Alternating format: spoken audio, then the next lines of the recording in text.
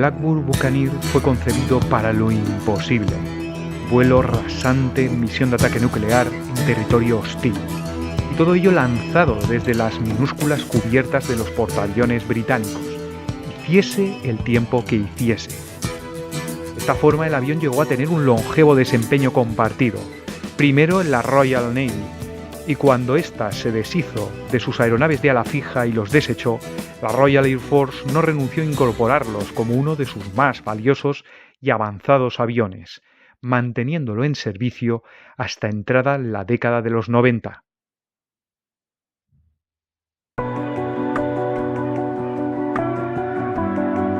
En 1952 el almirantazgo emitió las especificaciones para un avión de ataque embarcado que fuera capaz de penetrar en territorio enemigo en vuelo rasante pasando por debajo de la cobertura de los radares.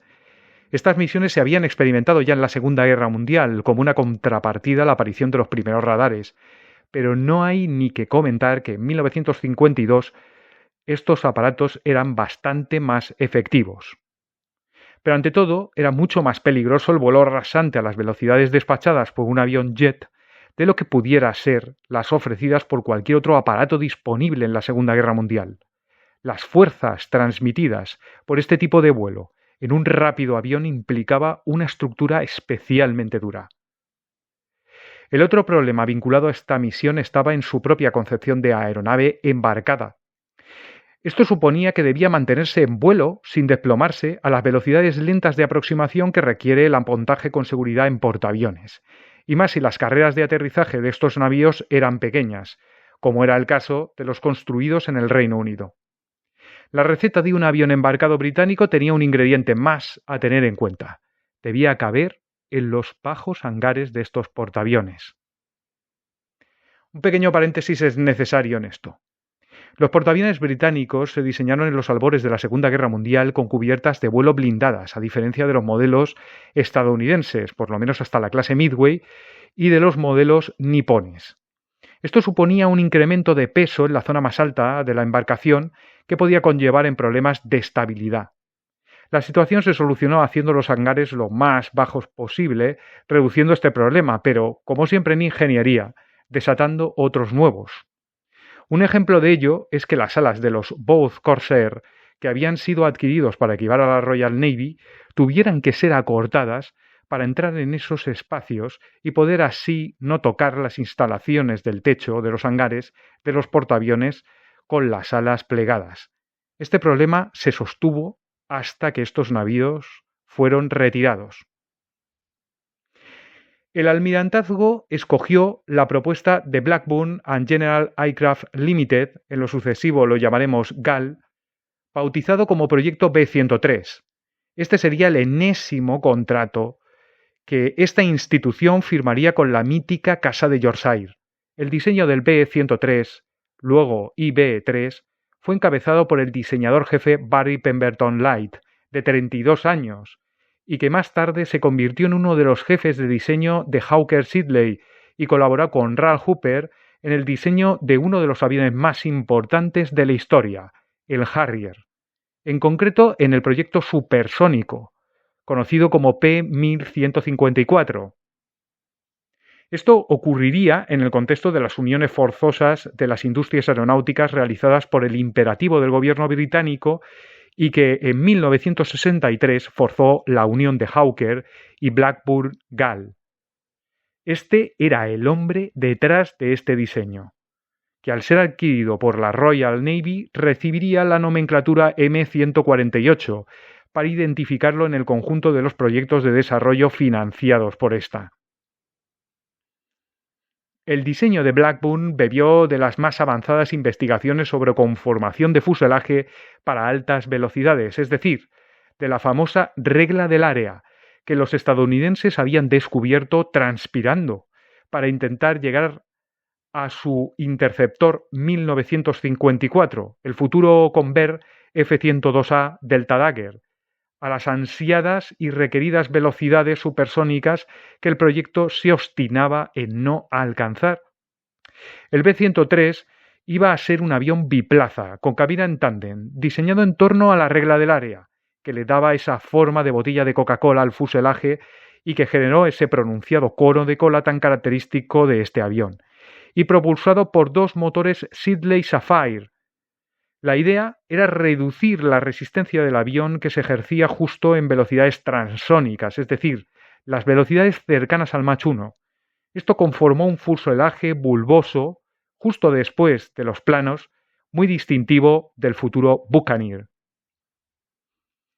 El siguiente desafío de diseño fue crear una estructura realmente dura y que fuera inmune a las fatigas de metal que suponía virar el avión a estas velocidades de una manera brusca y hacerlo así continuadamente. El problema fue muy complejo en su solución. De hecho, llevó al desarrollo de nuevas técnicas de construcción de estructuras, tales como incorporar costillas de acero forjado o como el esculpido fresado de los paneles de los planos a partir de piezas en bruto. Esto hizo del avión lo que siempre fue, un portento de resistencia, un avión de solidez sin precedentes. El Buccaneer puede soportar maniobras cerradas a baja cota 6G, que para un avión de 1952 está realmente muy bien. Aún quedaba que el grupo de Barry Light solucionara la cuestión de que una célula pensada para moverse al borde del Mach 1 y volar bien a altas velocidades fuera capaz de sostenerse en el aire lo suficientemente lento como para apuntar en un pequeño portaaviones británico. Para ello era imperativo el control de la capa límite, y esto se logró de forma genial, soplando aire procedente de los motores sobre las superficies de control e hipersustentación, dándoles un viento artificial que generaba la necesaria sustentación y que para colmo de la genialidad podía ser aire caliente si habían condiciones de engelamiento, que debía ser algo frecuente en las latitudes del Mar del Norte en la que la Royal Navy tiene a bien operar. Las ranuras de este aire estaban situadas en los bordes de ataque y en los flaps y alerones, tanto en alas como en los estabilizadores. Se conseguía así que esta capa límite, que es el aire que bordea el perfil del ala y que genera la sustentación, siguiese lo más adherido posible al plano, garantizando así el máximo de sustentación de las alas, incluso cuando la presión del aire disminuye al rebajarse la velocidad del avión, porque se estaba generando una corriente artificial bombeando aire. Las aproximaciones al portaaviones también contaron con una ayuda extra. El gigante cono de cola del que antes hemos hablado, provocado por los dictámenes de la regla del área, haría las veces de aerofreno, abriéndose por la mitad en dos pétalos y estabilizaría las aproximaciones. El proyecto M148 para el almirantazgo o B103 para Blackburn and Gall era culminado con una innovadora bodega de bombas rotativa que despejaba de pesados y no muy aerodinámicos soportes y cargas externas a las alas y que permitía el lanzamiento de las armas en una maniobra en el que el avión comenzaba a trepar justo encima del objetivo, minimizando su detección precoz y, por tanto, maximizando su supervivencia o más bien el éxito de la propia misión. Pero pronto, a merced de sus robustas alas, acabaría también incorporando la posibilidad de montar soportes y, bueno, gracias a ello, una nada desdeñable panoplia en ellos. La materialización del avión llegó de la mano de un cambio de motorización.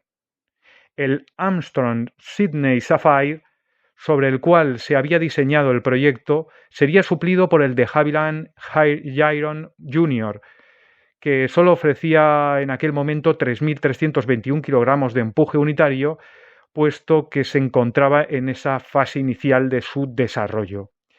Los primeros prototipos recibieron esta motorización y un nuevo cambio de designación a Blackburn NA-39 y fueron una realidad propuesta y lista para las pruebas en 1958. Se ordenaron 20 prototipos del avión. El primero de ellos, matriculado X-Ray Kilo 486, fue trasladado por carretera hasta el Royal Aircraft Establishment de Bedford aquel mismo año 1958, completando un exitoso primer vuelo el 30 de abril a los mandos del piloto de pruebas de Blackburn y General Aircraft Limited, Derek Whitehead.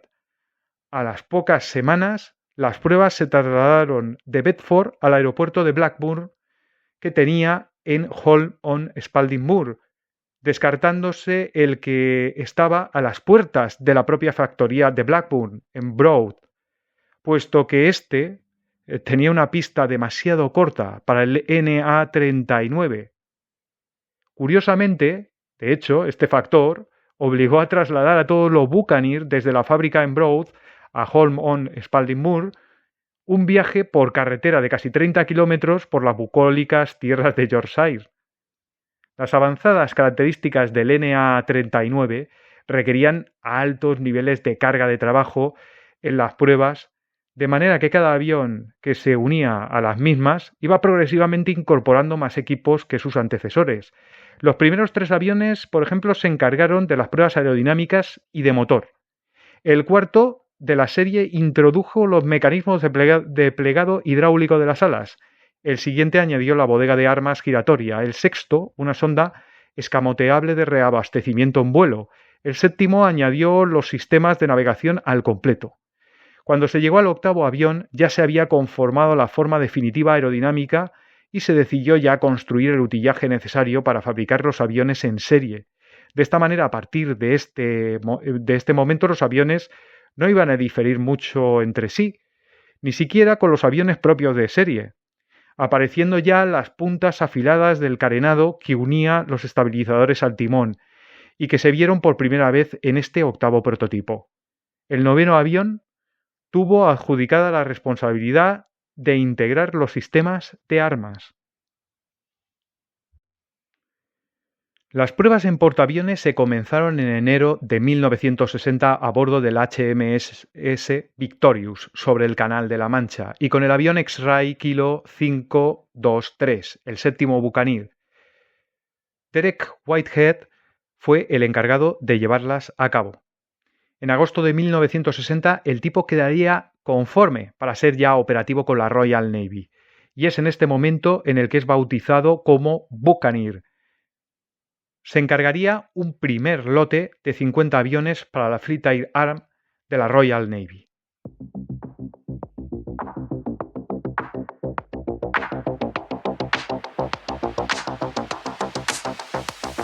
Las primeras entregas se harían a la unidad de pruebas de la Fleet Air Arm, creada al efecto en Lossiemouth, Escocia. En concreto, el 70º Escuadrón Zulu, el 3 de agosto de 1961. La primera versión del tipo fue numerada como SMK-1. Estos aparatos son representativos de lo que era y lo que se pensaba que iba a ser un Buccaneer. En primer lugar, portaban el nombre de la aeronave pintado en grandes literales en las tomas de admisión del motor. Aunque no todos lo fueron, los últimos entregados al escuadrón lucían un acabado en blanco antidestellos e insignias pálidas, como los bombarderos nucleares de la Royal Air Force, exagerando su papel de ataque nuclear. La unidad hizo vuelos intensivos en el avión para someterlo a prueba y conocerlo, para acelerar el proceso de familiarización. El escuadrón desarrolló la operación del avión, dibujó sus carencias, conformó los procedimientos de emergencia y de mantenimiento, comprobó todos sus sistemas y las posibles interferencias entre ellos, y todo esto le llevó hasta enero de 1963. Completadas las metas del mismo, el escuadrón fue disuelto. Fuera de la unidad de pruebas, en el mismo asentamiento de Lossiemouth, se había instituido con Buccaneer SMK-1 el escuadrón 80º, en julio de 1962, conviviendo cerca de un año con el anterior.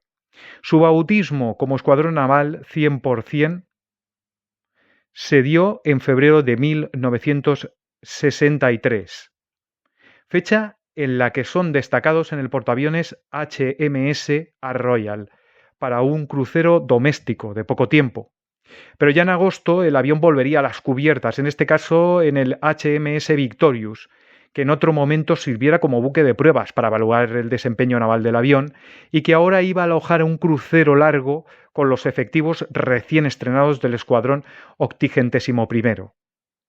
Ya este primer crucero supuso la puesta de largo del avión como herramienta de presión diplomática, pues los aviones se desembarcaron y basaron en enero de 1964 en Tanzania, para apoyar a las fuerzas terrestres que luchaban contra una revuelta en aquel país.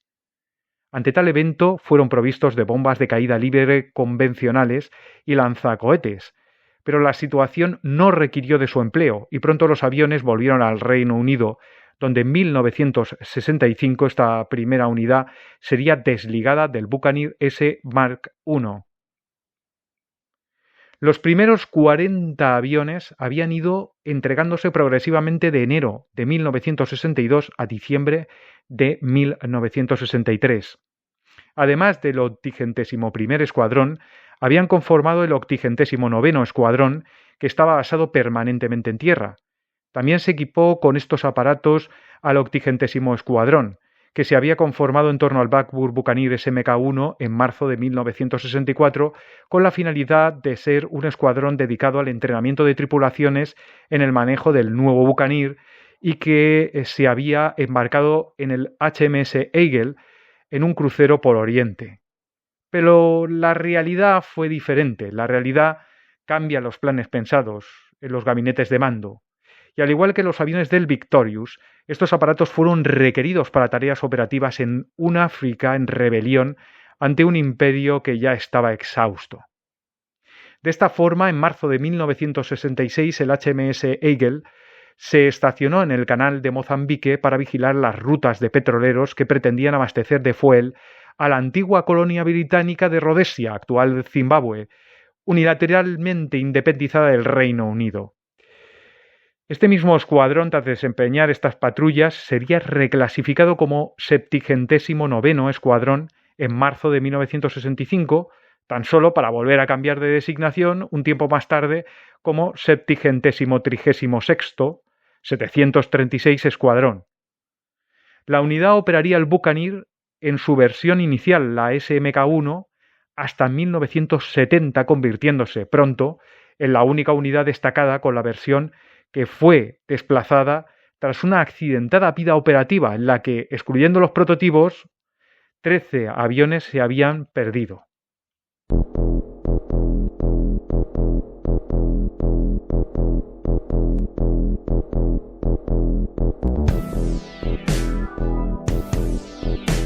Tan solo 40 unidades de las 50 previstas para el primer lote de producción lo fueron de la versión SMK-1.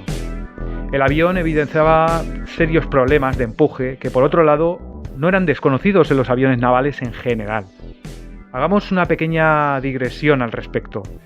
Los aparatos navales han de resistir un estrés estructural mayor que un avión diseñado para operar en tierra.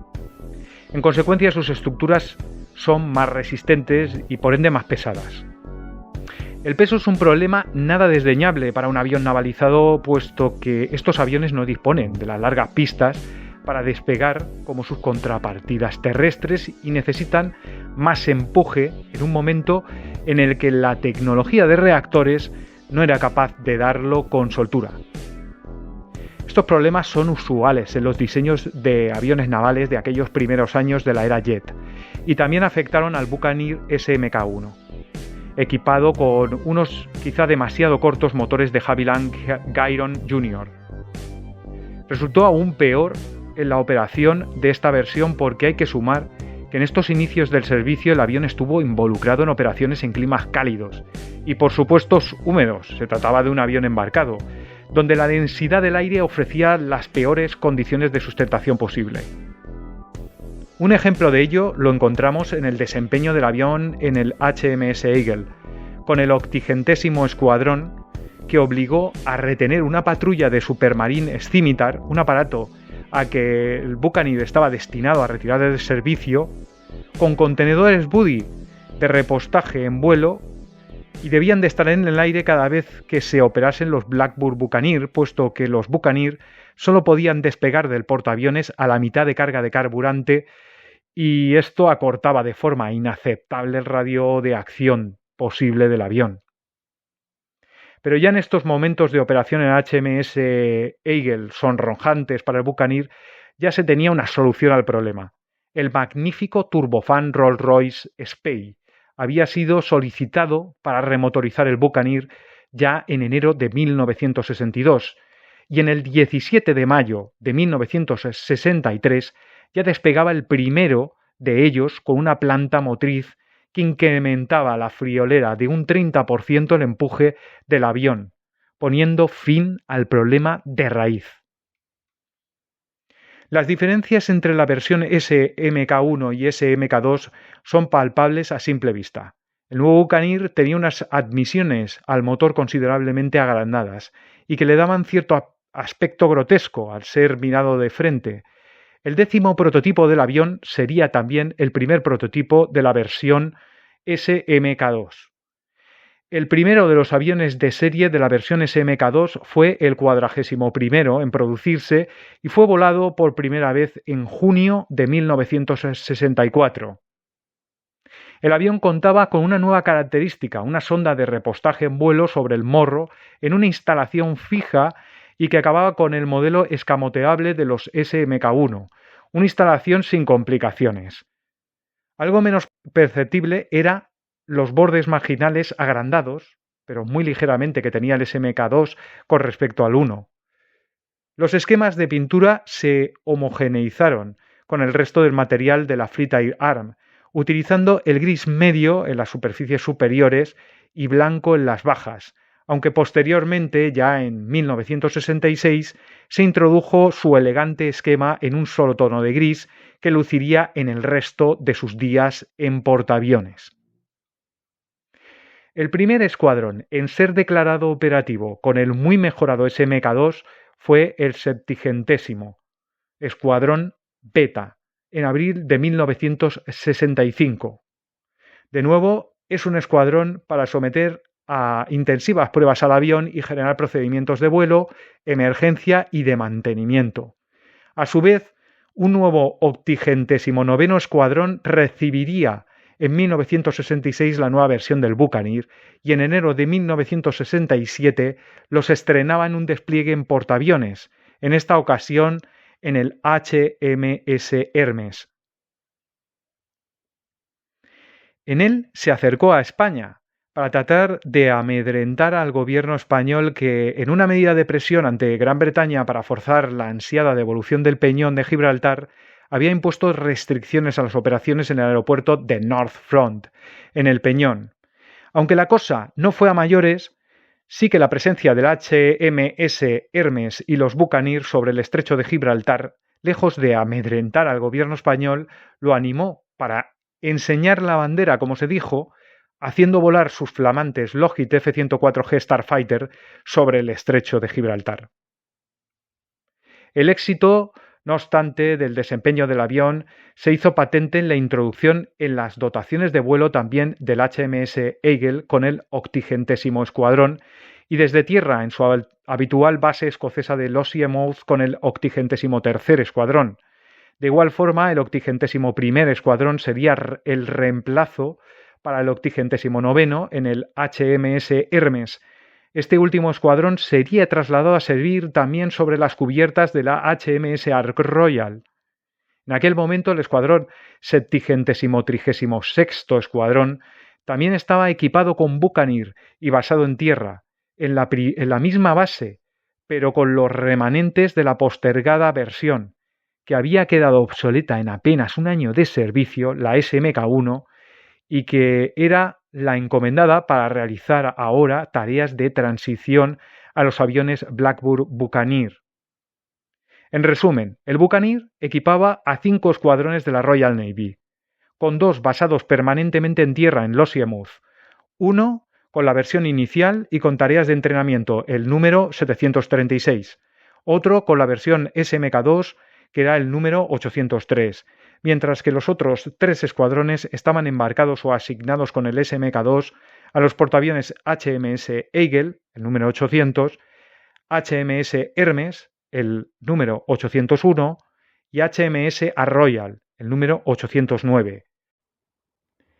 El número 801 Escuadrón se había estrenado sobre las cubiertas del HMS Victorious entre 1965 y 1966. No obstante, su desempeño en este barco no pudo ser más que fugaz, porque en 1968 ese portaaviones estaba próximo a su precipitada retirada, siendo el primero en caer víctima de las estrecheces a las que sería sometida la Royal Navy. El esplendor del Buccaneer SMK-2 se apagaba conforme los gobernantes reducían y volvían a reducir el volumen de una Royal Navy que ya apenas tenía imperio que salvaguardar. En febrero de 1972, los ambiciosos planes de operar 6 portaaviones y construir una renovada clase totalmente nueva, la llamada CVA-01, eran solo un sueño delirante de los días en los que parecía haber presupuestos para casi cualquier cosa. En ese febrero de 1972 solo había Buccaneer SMK-2 en el portaaviones HMS Art Royal, en el seno del escuadrón número 809. Sus 14 Buccaneers lucían, irónicamente, un ave fénix renacido de sus cenizas, una quimera que nunca se cumpliría ya para la Royal Navy. El 27 de noviembre de 1978, estos 14 aviones despegarían ya por última vez del HMS Art Royal, que poco tiempo después sería almacenado primero y desguazado un tiempo después. Los magníficos aviones, no obstante, aún tendrían un hueco en el servicio en la Royal Air Force.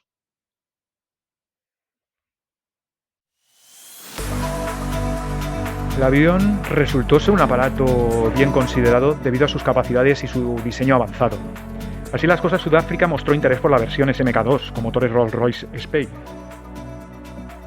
Este país había pensado en utilizarlo en operaciones antibuque con vuelos a ras de las olas y a altas velocidades. En virtud del acuerdo naval de Simonstown, se permitió la venta de una versión propia basada en el SMK-2 estándar, llamada SMK-50.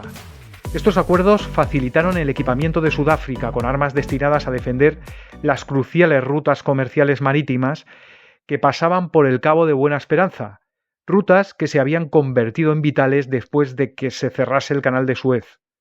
Estos intereses crematísticos vendaron los ojos de los británicos y franceses ante el régimen del apartheid durante no poco tiempo. Estos aparatos tenían sus propias diferencias, no tan visibles, pero sí trascendentes. En primer lugar, portaban una versión del Rolls-Royce Spey propia. No iban a ser embarcados, así que se diferenciaron de los británicos por no tener el sistema de plegado de alas. Pero lo más curioso de todo era que estaban provistos de un par de cohetes Bristol Siddeley BS-605 escamoteables en la parte de popa del fuselaje como asistencia al despegue en las condiciones exigentes del clima sudafricano. También estos aviones fueron compatibles con el misil aeroespacial AS-30. Se ejerció un pedido de 16 aviones así equipados para Sudáfrica, con opción a 14 más. Estos aparatos fueron encuadrados en la base de Waterkloof, en el seno del 24º Escuadrón de la Fuerza Aérea Sudafricana, y llegaron a partir de octubre de 1965 en 2 lotes, después de que sus tripulaciones fueran entrenadas, como no, en Lossiemouth, junto con el personal de la Royal Navy. En Sudáfrica los aviones serían apodados por sus tripulaciones como Easy Rider. Estos aparatos tenían una misión de ataque marítimo como papel principal y, en teoría, por esto, proteger las rutas de petroleros que pasaban por el Cabo de Buena Esperanza, se habían vendido. Pero las amenazas para Sudáfrica no estaban sobre el agua, sino refugiadas en el territorio del sureste africano y soberano de Angola. Y allí, y tras las tropas angoleñas y guerrillas alimentadas por estas que atacaban y asistían las velidades independentistas del territorio ocupado por Sudáfrica, contra las que fueron utilizados. Estos aviones atacaron posiciones en Angola, despertando el inicio de las sanciones internacionales contra la política de este país, que dio al traste con la venta de los 14 aviones que se tenían reservados como opción para Sudáfrica, al ser bloqueado por el gobierno británico. No era para menos. Los Buccaneers se habían estrenado en combate en 1972, atacando un campo de refugiados civiles en Namibia, en busca de guerrilleros allí presumiblemente ocultos. Poco después se verían involucrados en un ataque a carros de combate que intentaban repeler a la expedición paracaidista sudafricana que en 1976 estaba realizando una auténtica masacre en Chamutete. Las restricciones británicas llegaron a tal punto que una unidad SMK-50 que se había estrellado en el proceso de entrega no fue repuesta. Esto llegó a ser muy representativo del desempeño del avión en Sudáfrica, donde el aparato vio acción y fue muy utilizado provocando accidentes y pérdidas, como la colisión de 2 de ellos en pleno vuelo, que nunca llegaron a ser reemplazadas, comprometiendo mucho el desempeño del avión en el seno de la Fuerza Aérea de Sudáfrica. Un diamante que perdía Sudáfrica, pues podía disparar los misiles aeroespacial AS-30 aire-superficie, que era un ingenio de una buena precisión en el momento de su entrada en servicio y que permitía el lanzamiento del arma y la corrección de la trayectoria desde la cabina, visualmente a través de la corrección del rumbo para hacer blanco mediante un stick en la cabina trasera que por radio accionaba las pequeñas paletas que, aprovechando el empuje vectorial, guiaban al misil de esta manera.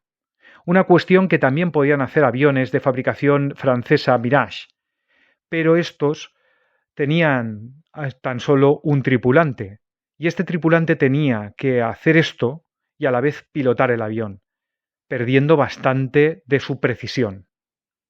El SMK-50 sería el único Buccaneer con posibilidad de portar el AS-30, puesto que la compatibilidad con el misil francés había sido un requisito para la compra de los Buccaneer, merced del stock de misil generado, a su vez, por la compra de este arma para equipar a los Mirage 3, fabricados también en Francia. Una anécdota, no obstante, no habla muy bien del desempeño de estas armas. Nos referimos a toda una noticia en ese momento que tiene como protagonista a un petrolero encallado cerca de las costas de Sudáfrica en el año 1971 y que se decide enviar a alta mar para un posterior hundimiento controlado, evitando de esta manera la más que posible catástrofe de un vertido de crudo sobre la costa sudafricana. Para ello, se publicitó el hundimiento mediante la operación de los Buccaneer y de los novísimos misiles AS-30. El petrolero recibió 12 impactos del misil, pero no se hundió por ello. Al contrario, lo hizo por las cargas de profundidad. Todo un fiasco para el publicitado y caro avión. Aunque la desafortunada situación se volvió a repetir un año más tarde, y en esta vez los Buccaneer sí que lo echaron a pique rápidamente. Por cierto, esto hace pensar que el paso del Cabo de Buena Esperanza era bastante peligroso, como vemos, para establecer una ruta marítima petrolera. ¿No os parece? Pero el dinero hace lo irresponsable posible y realidad, ya lo sabemos. En 1981, la dupla Buccaneer y AS-30 vuelve a tener un éxito muy notable y recordado en la destrucción de 4 de las 5 estaciones de radar en Kahama, al sur de Angola, en una operación muy audaz, desde luego, de los Buccaneer. La presencia de entes cubanos con material antiaéreo soviético en Angola, la falta de recambios, los hicieron pasar progresivamente a la segunda línea, al tratarse de uno de los efectivos que eran más valiosos para las Fuerzas Aéreas de Sudáfrica. Tras la retirada del sureste de África de las Fuerzas Armadas del país y por el hecho de que se arrastraba un considerable déficit de aviones, en 1978, por ejemplo, solo quedaban 7 aeronaves después de que 9 de ellas se hubieran perdido en accidentes. Como decíamos, el hecho de la retirada de las tropas del sureste africano hizo que en 1991 se anunciase el final del servicio operativo de los entonces 5 únicos supervivientes que conformaban, por así decirlo, el escuadrón, entre comillas, 24º, en el marco de una reorganización de la Fuerza Aérea que se vivió en ese mismo año 1991 y motivado por la retirada. Dados de baja los Buccaneers, el escuadrón también sería disuelto. Esta misma unidad se acabaría en marzo de 1991. El servicio africano de la aeronave nos dejaría muestras de destreza y de valor muy reconocibles por parte de los pilotos de la SAF, de la Fuerza Aérea Sudafricana, en sus siglas en inglés, como sus vuelos en rasante a muy poca distancia del suelo o el valiente ataque en solitario del Buccaneer pilotado por el capitán Dries Marais y su navegante capitán Ernie Harvey contra una columna de carros T-34 angoleños en 1976, sin la habitual cobertura de los Mirage, para repeler la avanzada de esta unidad, cuestión que ya os adelanto que no logró, ofreciendo no obstante un tiempo para organizar la retirada paracaidista sudafricana a costa de encajar 17 impactos de las ametralladoras antiaéreas de los carros angoleños en su voluminoso fuselaje.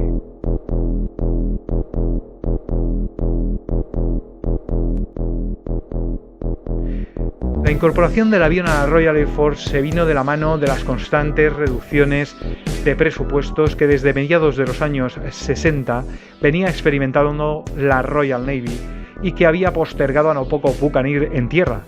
Esto confluyó con la extraña cancelación del casi finalizado proyecto de la RAF, el BAC TSR-2, en previsión de la compra del General Dynamics F-111K Aardvark, aún por desarrollar en su versión específica para el Reino Unido. El hueco que iba a dejar la incorporación del cancelado TSR-2 y la llegada del F-111K se iba a rellenar con los efectivos excedentes de Buccaneer SMK-2 de la Royal Navy. Era la opción más lógica, habida cuenta de las características del tipo como avión de penetración y vuelo a baja altura. Además, ya en los inicios del programa B-103, Blackbird había intentado satisfacer la necesidad de la RAF de suplir los míticos bombarderos English Electric Canberra por lo que sería más tarde los Buccaneer, pero esto no llegó a cuajar del todo. La RAF no se tomó nada bien ni la cancelación del TSR-2 ni la adopción de los Buccaneer, que consideraba un avión naval y un mal sustituto del sugerido y cancelado TSR-2.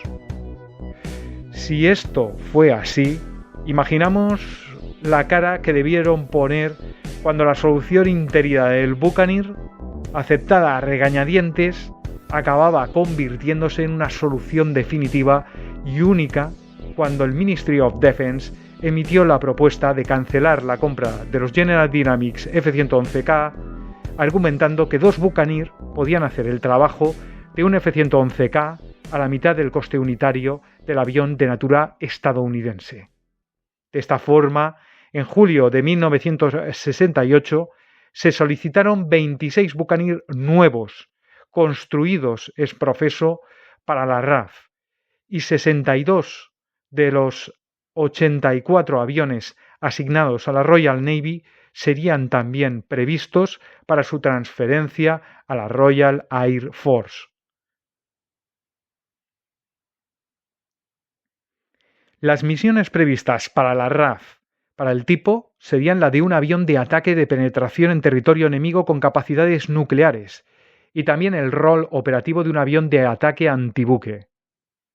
Esta necesidad hizo obligatorio la combinación del Buccaneer con el misil aire-superficie Martel, que sustituiría a los Bullpup, con los que los Buccaneer británicos navales estaban provistos como arma aire-superficie.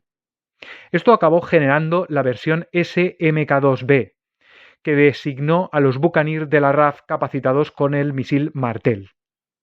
Los Buccaneer empleados por la RAF, que no tenían provisión para aportar el misil Martel, serían designados ahora SMK-2A. Los aviones asignados a la Fleet Air Arm estaban en su mayoría desprovistos del citado misil y se los redenominó SMK-2C. Pero los últimos 7 aparatos entregados a la Royal Navy salieron de la factoría de Brough con la aviónica necesaria para lanzar el Martel y acabaron siendo denominados como SMK-2D. La RAF solicitó la modificación de sus aviones dotándolos también de un mayor espacio para cargar más combustible. Cuestión esta que es interesante, por la curiosidad que supone la decisión de que la misma RAF tuvo de no equipar con la sonda de repostaje en vuelo a sus aviones basados en Alemania, característica esta muy distintiva de estos aviones. Esta modificación conduciría al abultamiento de las compuertas de la bodega de bombas, creando una sensación de vientre profundizado, análogo al que caracteriza a las personas, que como este avión ya cuentan experiencia y pericia. Esta bodega ensanchada para aportar carburante sería la característica estética más clara del Buccaneer de la RAF, junto a las cápsulas amarillentas que favorecían la propagación de las ondas radar de sus alertadores en la deriva, y que lo eran del sistema ARI 18828, del que hablaremos. La RAF aún acabaría por solicitar una veintena de aeronaves más, 23, todas ellas estandarizadas a la aviónica del misil Martel, entregándose la última producida, que sería matriculada X-Ray Zulu 432, a su escuadrón asignado el 6 de octubre de 1977. Con este hecho se cerraba la producción del avión de Blackburn en 1977, después de completarse 209 unidades del Buccaneer. En la RAF, la casa del Buccaneer estuvo en Honington, donde se constituye el 1 de octubre de 1969 el 12º Escuadrón con los SMK-2A, ex-Royal Navy, ahora camuflados con el verde oliva y gris medio para las superficies superiores y gris claro para las inferiores, el clásico esquema de la Royal Air Force.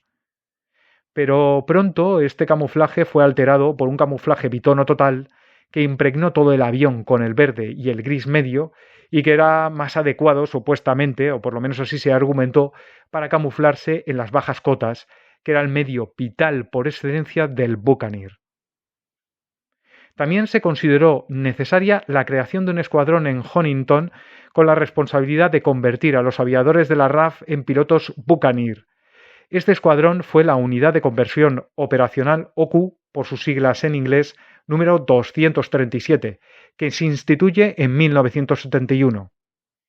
El primer avión construido ex profeso para la RAF, el SMK-2B, matriculado X-Ray Whiskey 525, fue entregado en enero de 1970. Estos aviones serían asignados al recientemente instituido en 1971 15º Escuadrón, que era uno de los de avanzada de la RAF que estaban basados en Alemania, en concreto en la base de Larbruch. También en Larbruch se crearía otro escuadrón más, equipado con Buccaneer para la RAF, el 16º Escuadrón, en octubre de 1972.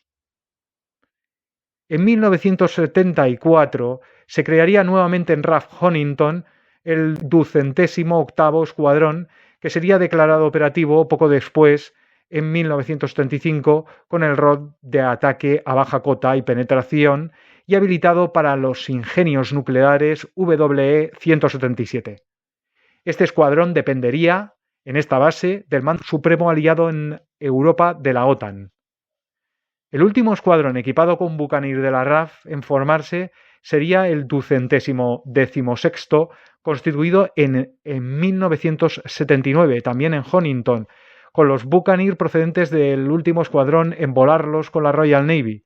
Su cometido, a diferencia de los otros escuadrones de Honington, estaría relacionado con el mar, del que estos aparatos provenían, pues el escuadrón se especializó en el ataque antibuque y fue dependiente de otro mando dentro de la estructura de la OTAN, el del Mando Supremo Aliado del Atlántico con sede en Norfolk, Virginia.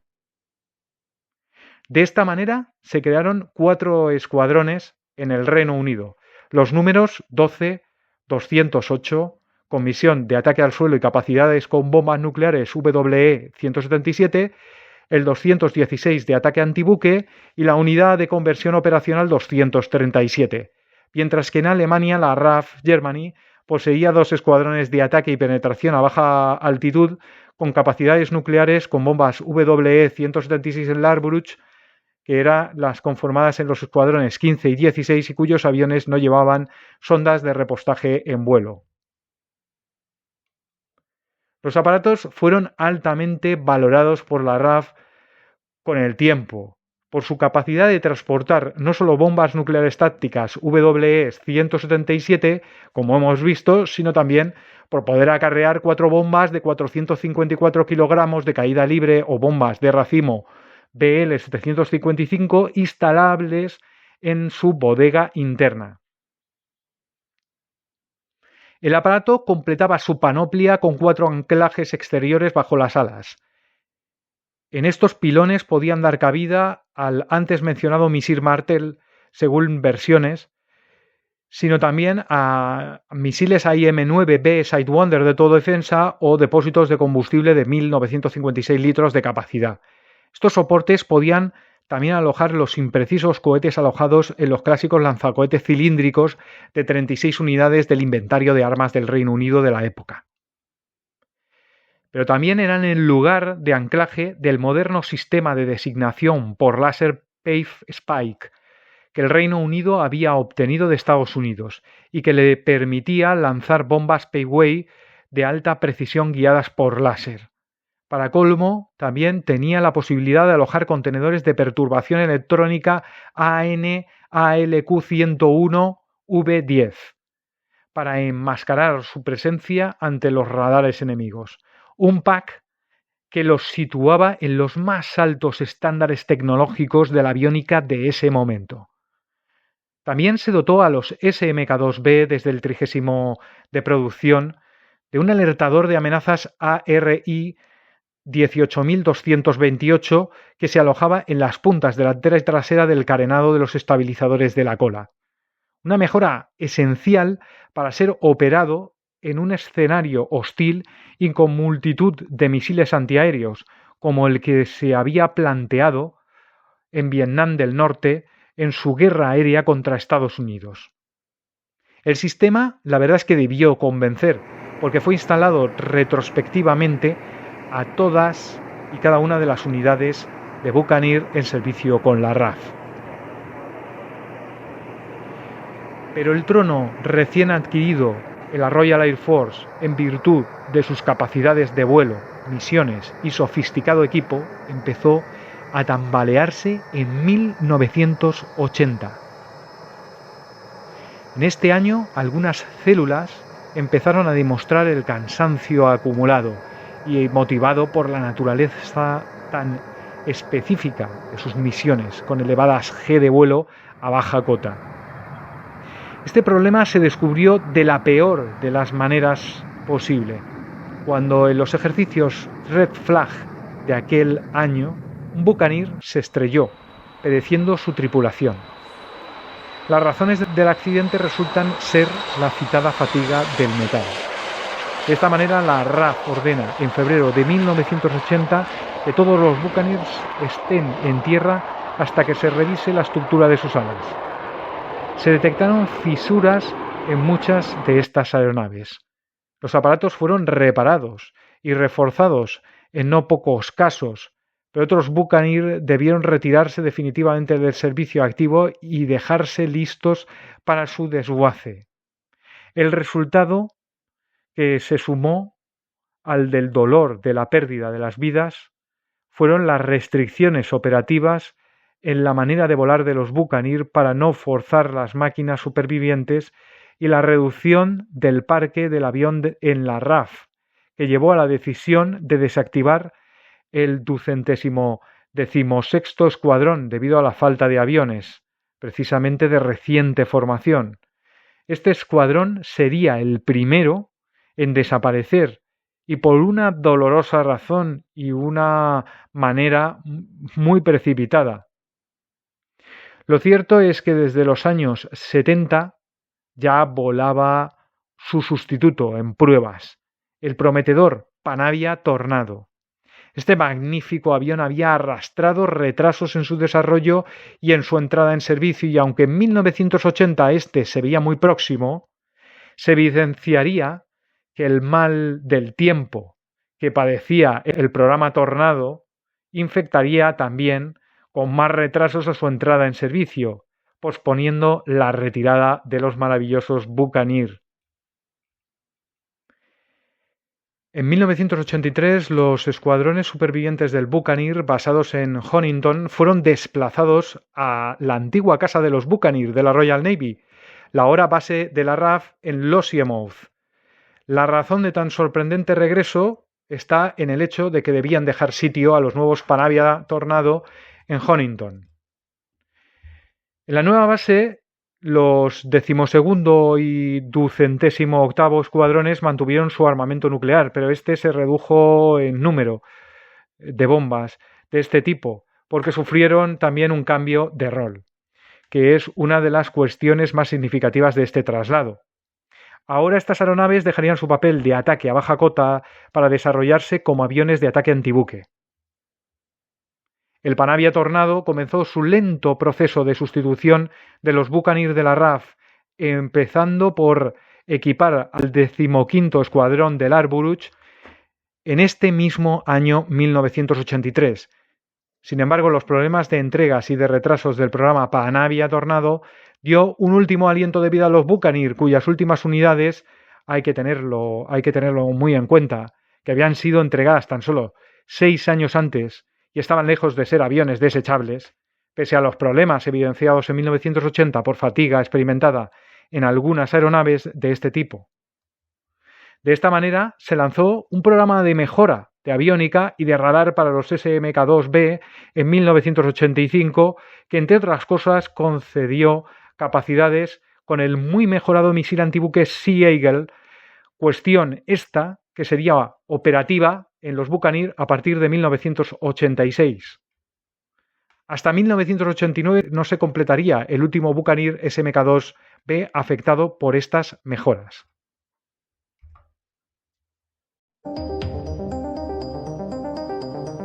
El 2 de agosto de 1990, Irak invadía Kuwait, ocupando el país en tan solo 2 días. El pretexto utilizado fue la de la explotación ilegal de bolsas de petróleo iraquíes en Rumaila, mediante perforación oblicua por parte de Kuwait, aunque tal vez la verdadera razón era saldar las fuertes deudas exteriores que el gobierno de Saddam Hussein había contraído con el sultanato, que había financiado la primera guerra del Golfo. Y ya de paso, aprovechar los recursos petrolíferos de Kuwait. La situación llevó a la condena total de Naciones Unidas y a una rápida formación de una coalición internacional de 42 países, liderada por Estados Unidos, que estaba dispuesta y decidida a recuperar su influencia sobre Kuwait. El choque de intereses llevó allí a la RAF, y todo parecía indicar que también se necesitarían a los viejos Buccaneer de Lossiemouth. De hecho, el mariscal del aire, Sir Michael Steer, requirió los Buccaneer porque consideró que podían ser aviones muy valiosos, puesto que la unidad de conversión operacional tenía aún roles de designación láser de objetivos y solían entrenar misiones conjuntas con los EPCAT Jaguar desde los BACs, señalándoles estos con los Pipe Spike objetivos que los Jaguar atacaban con bombas inteligentes, con una alta precisión. Sir Michael Steer aprovechó esta capacidad y ordenó que los 3 escuadrones de Buccaneer se entrenasen en la designación de objetivos por láser para otras formaciones de ataque, por si estas capacidades eran requeridas ante un posible despliegue en el Golfo Pérsico. Sin embargo, todo apuntaba a que no se llevaría a cabo el destacamento en el Golfo debido a la congestión que tenían ya los aeródromos de avanzada que estaba empleando la RAF en la zona. De esta manera los escuadrones continuaron con sus despliegues en otras bases de rigor y en enero de 1991 el 12º Escuadrón se encontraba así en Gibraltar y el 208º en la base de RAF en San Maugan. Aproximadamente a la mitad del destacamento previsto para el escuadrón número 208, pasados ya 2 días del inicio de las hostilidades en el Golfo, Sir Michael Steer visitó St. Maughan y se dio la coincidencia que incluso llegó allí mismo en el avión que iba a utilizar el jefe del escuadrón de Buccaneers, 208º, a la sazón era Bill Cope, para enlazar St. Maughan con Lossiemouth y que tenía previsto utilizar Cope para volver a casa si no eran requeridos para el Golfo Pérsico. El mariscal del aire informó al jefe de ala que no iban a ser destacados en la zona de guerra. Y así tomó el avión que le llevó a Lossiemouth y que aterrizó a las 7 de la tarde de aquel día. Pues bien, a las 10:30 de ese mismo día, Bill Cope fue informado que debía reunirse de nuevo con su escuadrón porque acababan de ser requeridos para el Golfo y tenían 72 horas para estar listos. Desde luego que la planificación de la guerra aérea por parte del mando de la RAF hacía entrever cierta dosis de improvisación.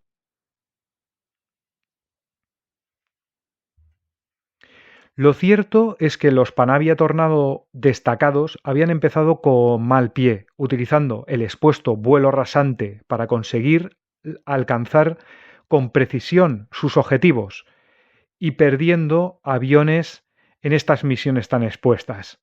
Era necesario un rápido cambio de planes, con los Tornado volando a media altura y dejando la precisión de sus bombarderos a manos de los Buccaneer y de sus capacidades de designación láser de los que carecían los Tornados de entonces.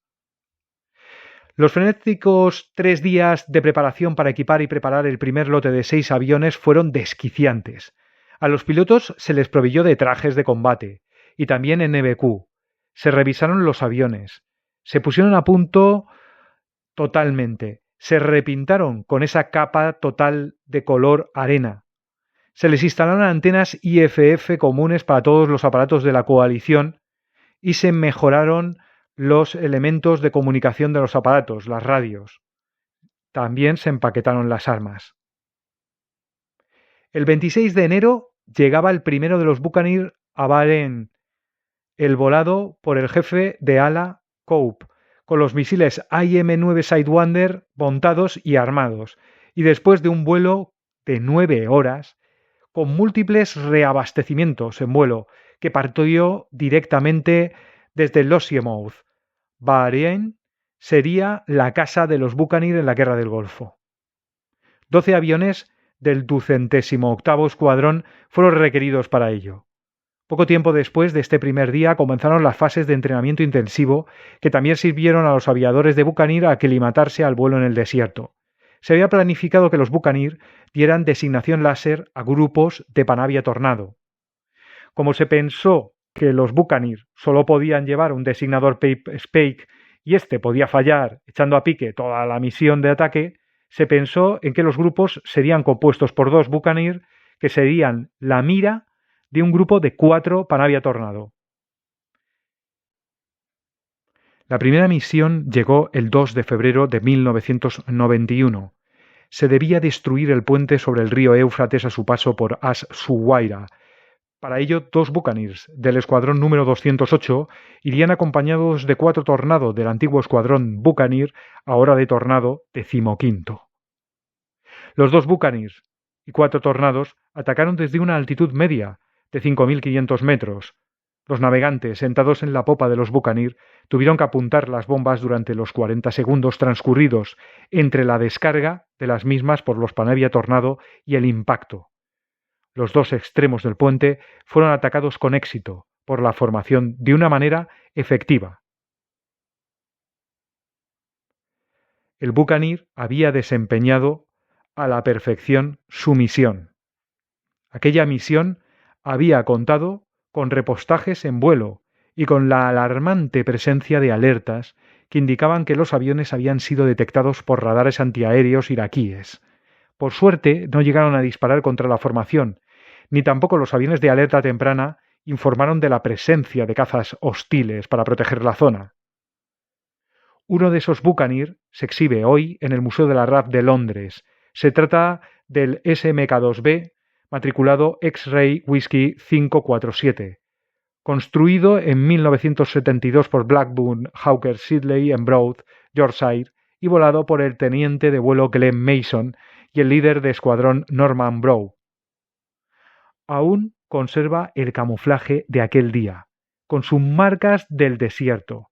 El avión exhibe 11 marcas de misión, en las que participó dentro de la llamada Operación Granby, designación que se le dio al despliegue británico en esta contienda.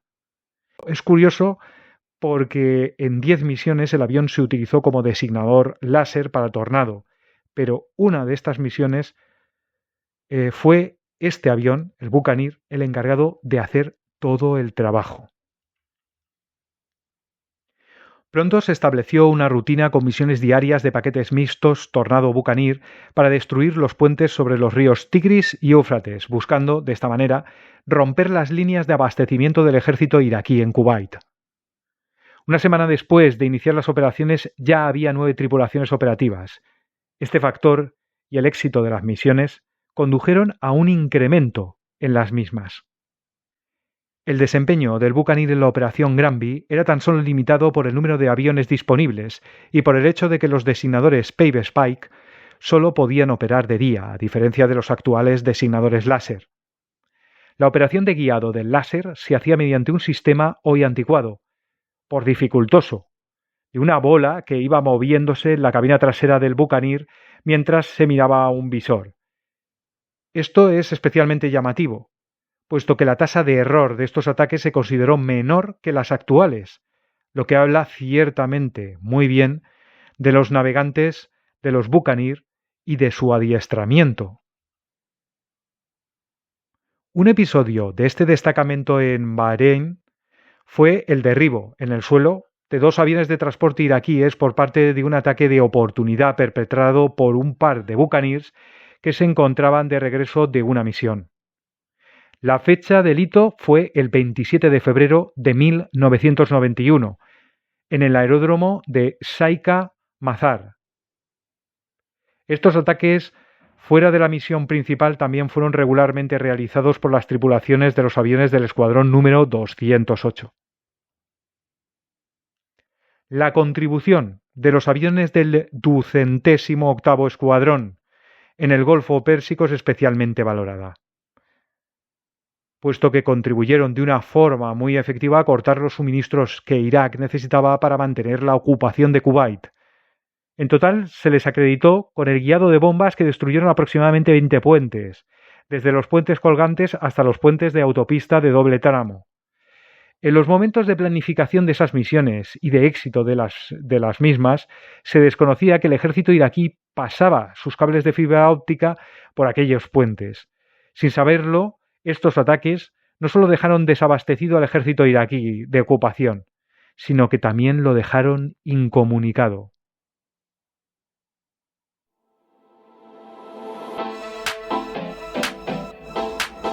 Tras las modernizaciones perpetradas a mediados de los 80, se habían previsto que iba a haber Buccaneer volando sobre el Reino Unido hasta finales de la década de los 90. Pero una vez más los recortes aparecieron sobre la mesa del Ministry of Defense, una vez que la URSS cayó y comenzó una época en la que se intuía un mundo menos hostil que el que había dejado la Guerra Fría. En cierta manera, esto funcionó en parte, y hasta fue creíble. En esta línea de pensamiento se inició un desarme de dimensiones insólitas en todas las naciones del antiguo Pacto de Varsovia y también en el seno de la OTAN, que destinaron sus recursos a cuestiones más provechosas. En este periodo se presencia la reducción y reorganización de la USAF, la retirada de gran número de navíos de la US Navy, barcos que tan solo 10 años antes habían sido remozados para crear la famosa Armada de los 600 barcos del presidente estadounidense Ronald Reagan. De esta forma no es de extrañar que la tijera también hiciese acto de presencia en el ya conocido aficionado a los recortes Reino Unido, y tampoco es ilógico pensar que el material afectado debía ser el de mayor edad en servicio, y esto era señalar con el dedo índice directamente al Blackburn, luego Hawker Siddeley, luego Bae Buccaneer. Aún así, su retirada no era posible sin pasar por alto que haciéndolo la RAF perdía un avión capaz de bombardeo de precisión con láser, probado con éxito en combate, en la Guerra del Golfo, y que era una plataforma capaz de portar el misil antibuque Sea Eagle. De esta manera, su retirada tuvo que posponerse hasta que varios Tornado GR-1 fueron optimizados para realizar misiones antibuque con el Sea Eagle. El viejo bucanero se resistía a dejarse atrapar. En 1991 se desactivó la unidad de conversión operacional 237ª y en 1993 el 12º Escuadrón haría la transición al Panavia Tornado. El último pabellón pirata lo ostentaría la Unidad 208, veterana de la guerra. Pero no duraría mucho más en abandonar los Buccaneer, aunque este escuadrón prefirió morir matando, o mejor dicho, inmolándose. En 1994 se retiraban los Buccaneer del servicio activo con el Reino Unido definitivamente. El hecho conllevó la desaparición del 208º Escuadrón, última unidad en lucirlos con el elegante esquema en tonos grises de sus últimos días, y rasgando el suelo de la Escocia que los había llevado a los cielos por primera vez un lejano ya 30 de abril de 1958. Una azarosa historia no exenta de idas y venidas, patente en el caso de la base de Lossiemouth, de tropiezos, como el de los poco potentes SMK-1 equipados con los motores Gyron Jr., de éxitos como los perpetrados por su desempeño espectacular a baja cota o por el destacable papel en la Guerra del Golfo. Querido por los mismos marinos y hasta añorado por ellos, al ser una de las últimas aeronaves decisivas que emplearon cuando los políticos se afanaban en desmontar la fuerza de portaaviones con una peligrosa ceguera inusitada. Odiado por la RAF, que lo consideraba un mal parche para llenar el hondo hueco de los estilosos BAC TSR-2 y F-111K Advark, que en verdad parecían su antítesis, por lo menos en cuanto a perfil se refiere, pero que supo ganarse el afecto de aquella arma con la rotundidad de los hechos. Un avión testigo mudo de los tejemanejes que el Estado británico hacía y deshacía con las uniones imposibles de sus fabricantes aeronáuticos. Un testigo del ocaso de un débil imperio, uno que no se sabe bien cómo pudo serlo alguna vez y que era incapaz de mantenerse a nada que una de sus partes vacilase tímidamente con la idea de la independencia. Aquello, más que una aeronave, es un vehículo que nos hace de testimonio de un momento y unas circunstancias, el hilo que hilvana los trascendentes acontecimientos de cambio que sufrió el Reino Unido, y yo, como heredero de otro imperio caído, lo siento con la empática tristeza de la experiencia compartida. Ya no siento resquemor por haber sido precisamente esos mismos hijos amparados por la Union Jack los mayores impulsores de la caída del Imperio Español, junto a sus insaciables herederos estadounidenses. Muchas gracias por seguir este canal y por apoyarlo con vuestras visualizaciones y likes. Esperamos vuestros comentarios. Son siempre bien acogidos porque complementan lo que se dice en estas palabras, lo que humildemente he intentado preparar para vosotros. Muchas gracias, aficionados a la aviación. Hasta el próximo vídeo.